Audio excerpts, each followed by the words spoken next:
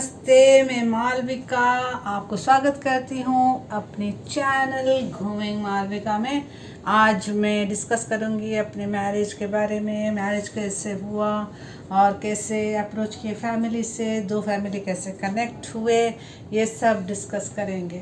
तो मैं और दिलीप डिसाइड किए थे कि मैरिज करने के लिए तो घर में तो बताना तो पड़ेगा, फिर विदाउट घर वालों के इंफॉर्मेशन बिना और उनके अप्रूवल के बिना तो हम मैरिज कर नहीं सकते थे।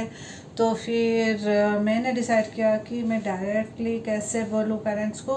तो मेरी सिस्टर जो बॉबी दिल्ली में थी, तो उसको मैंने बताया कि ऐसा ऐसा है और तू घर में इन्फॉर्म कर दे।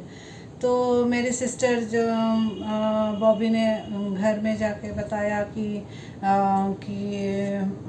ऐसा है, वो दिलीप को पसंद करती है और ये लोग मैरिज करना चाहते हैं। तो मेरी मम्मी और पापा पहले आ चुके थे दिल्ली। उनको मैंने दिल्ली, आगरा ये सब घुमाया था और तभी दिलीप भी मेरे साथ, हम लोग के साथ घूमे थे। तो वो दिलीप के साथ बहुत अच्छे से मिले थे और जान गए थे। तो लेकिन वो बोले कि नहीं नहीं, दिलीप नहीं हो सकता, क्योंकि वो लोग दोनों तो तू ता में बात करते हैं, थोड़ी ये लोग शादी करेंगे। तो मेरी सिस्टर ने बोली तू ता में बात करने से क्या होगा, शादी नहीं कर सकते क्या? नहीं नहीं, उनका है, लेकिन यकीन करने में मतलब यकीन नहीं कर पा रहे थे कि अच्छा ये लोग शादी करना चाहते हैं। तो फिर मुझे फ़ोन आया, तो मुझे पूछा गया कि अच्छा ऐसा बॉबी बोल रही थी, ये सही है क्या? मैंने बोला हाँ। आप लोग मेरे लिए देखना बंद कर दो, मैं शादी करूँगी तो दिलीप से ही। तो वो लोग भी ठीक है बोले, लेकिन मेरे पापा बहुत कुंडली को मानते थे। कुंडली और एस्ट्रोलॉजर ये सब में बहुत विश्वास करते हैं। तो मेरे पापा ने बोला कि तू दिलीप का कुंडली भेज, मैं पहले मैच करवाऊँगा, फिर हम डिसाइड करेंगे कि करना है कि नहीं। तो मुझे डर था कि अगर मैच नहीं हुआ तो फिर क्या होगा, फिर इनको मनाना पड़ेगा, फिर लॉन्ग प्रोसेस है अप्रूवल के लिए। तो फिर देखते हैं क्या होता है। फिर मैंने दिलीप का कुंडली जो है भेज दिया मेरे पापा। वो जाके ज्योतिषी से पूछे, तो दिखाए और पता है आपको 36 के 36 गुण मिले हमारे। तो भगवान ने जोड़ी बना के भेजा है, तो मिलना ही था। तो मेरे पापा खुश। और कुछ मतलब हर्डल्स नहीं था मेरे घर से। मेरा घर से अप्रूवल आ गया। फिर नेक्स्ट था दिलीप के घर में। दिलीप के घर का फैमिली बहुत बड़ा है और दिलीप के घर में दिलीप को बहुत मानते हैं और वो जो बोलते हैं उनको कोई टालता नहीं है। तो इन्होंने जब बताया कि ऐसा ऐसा है, मैंने चूज़ कर लिया है और वहीं शादी करना चाहता हूँ, तो उनके घर में नो ऑब्जेक्शन। मतलब दिलीप ने बोल दिया, मतलब हो गया, मतलब नो क्वेश्चन ऑन दैट। तो तभी फिर डिसाइड हुआ कि एंगेजमेंट होगा, फिर शादी होगा। तो एंगेजमेंट का डेट फाइनल हुआ और हम लोग के टाइम में एंगेजमेंट में लड़का लड़की का होना, प्रेजेंस होना मैंडेटरी नहीं था। तो दिलीप के घर वाले रौलकला गए और वहाँ दो फैमिली बातचीत किए और रिंग, उनके घर से एक रिंग, हमारे घर से एक रिंग एक्सचेंज होता है, एक दूसरे को देते हैं। तो वो एक एक्सेप्टेंस हो जाता है कि शादी के लिए नेक्स्ट लेवल इज़ शादी।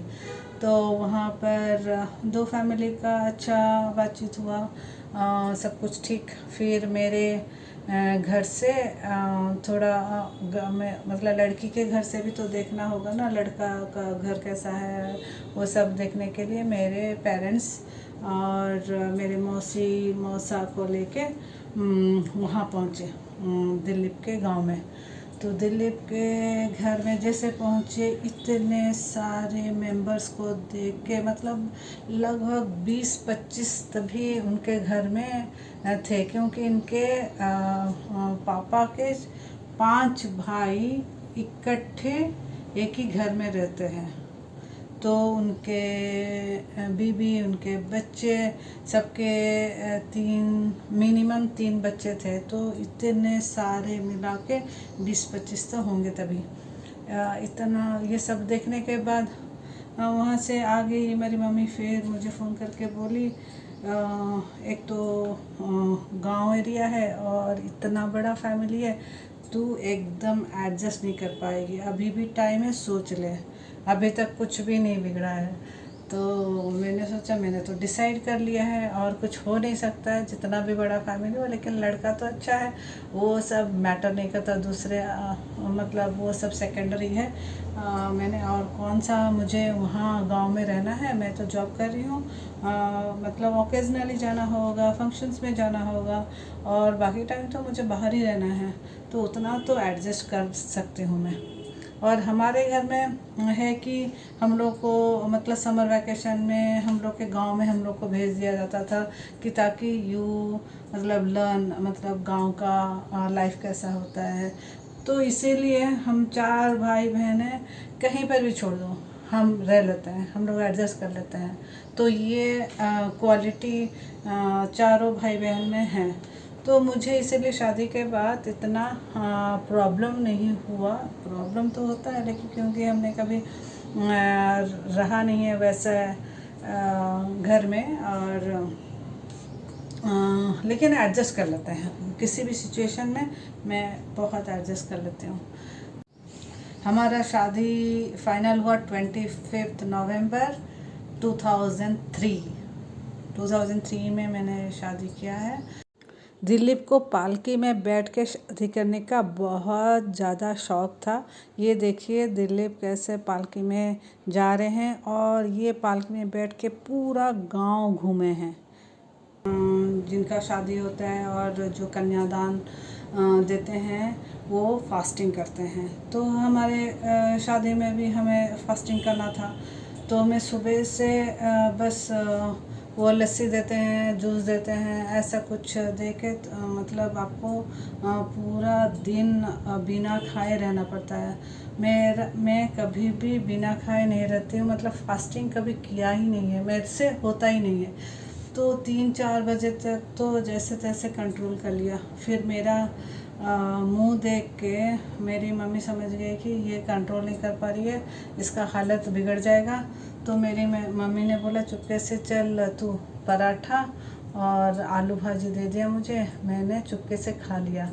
हाँ, और किसी को पता भी नहीं चला कि मैंने खाया था। तो दिलीप वहाँ पे बिना खाए शादी के लिए बारात लेके आए, और यहाँ पे दुल्हन खा चुकी थी, वहाँ दूल्हा फास्टिंग करके दुल्हन को लेने के लिए आ रहे थे। मतलब ये जब इंसिडेंट हम लोग याद करते हैं ना, अभी भी बहुत हंसते हैं कि अच्छा, ये खाना खा के शादी की थी और मैं बिना खाए शादी किया हूँ। तो ये एक मज़ेदार इंसिडेंट है। ये पिक्चर देखने के बाद आपको पता चल रहा होगा कि दिलीप का मुंह क्यों सूखा हुआ है और दुल्हन का मुंह क्यों ग्लो कर रहा है। जैसे आपको मैंने बताया था कि हम लोग दोनों का फाइनेंशियल कंडीशन ठीक नहीं था, तो हमने लोन लेके शादी किया था। तो हमारा लोन का स्टोरी मैरिज से ही स्टार्ट हो गया था।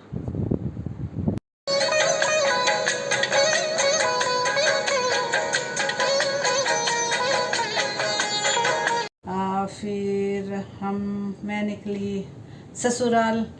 तो वहाँ पर इंटरेस्टिंग चीज़ है कि वहाँ पे मुझे कोई देखा ही नहीं था। पहली बार मुझे देख रहे थे कि अच्छा, लड़की ऐसे दिखती है, वैसे दिखती है। तो देख के तो खुश हो गए होंगे। तो वहाँ पे मैंने जैसे एंट्री किया, इतने लोग थे, इतने लोग। तो शादी में मुझे लगा कि बाहर से लोग आए हैं, यहाँ वहाँ के लोग आए हैं, तो धीरे धीरे खाली हो जाएगा। तो जैसे टाइम गया वहाँ पे मैंने देखा, मतलब इतने सबको आके इंट्रोडक्शन दे रहे हैं, मैं तुम्हारी बड़ी चाची हूँ, ये चाचा हैं, ये मेरे 3-4 बच्चे हैं। और किसी के मतलब इतना देख के मेरा होश उड़ गया। अरे मैं तो याद भी नहीं कर पा रही थी कौन किसका बच्चा है, कौन किसका हस्बैंड, कौन हस्बैंड वाइफ है। मुझे कुछ मतलब किसी को लिंक नहीं कर पा रही थी। मुझे 5-6 दिन लगा समझने के लिए कि किसका किसके साथ क्या रिलेशन है। तो इतना मतलब 4-5 दिन के बाद फिर मैं एडजस्ट होने लगी, फिर सबका नाम जानने लगी। और क्योंकि इनके जॉइंट फैमिली है तो जितने सारे बहनें हैं, कोई इनके घर में कज़िन नहीं बोलता है, कज़िन का कॉन्सेप्ट ही नहीं है इनके घर में। तो सबको ही अपने ही सिस्टर हैं। तो इनके भाई बहन इतने अच्छे हैं, इतना प्यार देते हैं। और आज तक मतलब मुझे बहुत प्यार मिला है अपने इन लॉज के घर से कि बता नहीं सकती। और इंटरेस्टिंग बात है कि इतना बड़ा बड़ा जो पतीला नहीं होता है उसमें खाना बनता है, और हमेशा चूल्हे में कुछ ना कुछ बनता रहेगा, क्योंकि 25 लोग हैं। कोई कभी अभी खा रहा है तो कभी 2 घंटे के बाद खा रहा है, और सबके डिमांड के हिसाब से खाना बनता था। ये देख के तो मेरा वो जब इतना बड़ा बड़ा पतीला देख के मैंने कभी देखा नहीं था कि ये तो मतलब फंक्शन में ही, शादी में ही होता है। इनका घर में हमेशा ही शादी का माहौल ही रहता है। कोई मतलब कोई कभी सोता ही नहीं था। मतलब हमेशा कोई गप्पे मार रहे हैं, इधर गप्पा मार रहे हैं, मतलब आप बोर नहीं होगे वहाँ पर जाके। इतना मज़ा आता है वहाँ पे। और मेरे इन लॉज इतने अच्छे हैं, वहाँ का पूरा इनका पूरा फैमिली बहुत प्यार करता है मुझे, और मैं भी उनसे बहुत प्यार करती हूँ। पूरा फैमिली का तो मेरे पास पिक्चर नहीं है, क्योंकि इनको इकट्ठे करना, सबको इकट्ठा करना मुश्किल ही नहीं, नामुमकिन है। तो मेरे पास पूरा फैमिली का पिक्चर नहीं है। कुछ कुछ मेरे इन लॉज के पिक्चर हैं। ये देखिए, ये मेरे इन लॉज हैं।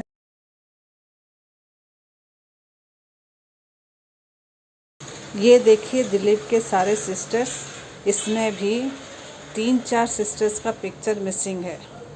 बहुत बड़ा फैमिली है। मुझे घर से भी ज़्यादा यहाँ पर प्यार मिला है, तो मैं अपने आप को धन्य समझती हूँ। और thank you everyone for watching my video. Please subscribe and share with your friends. Thank you.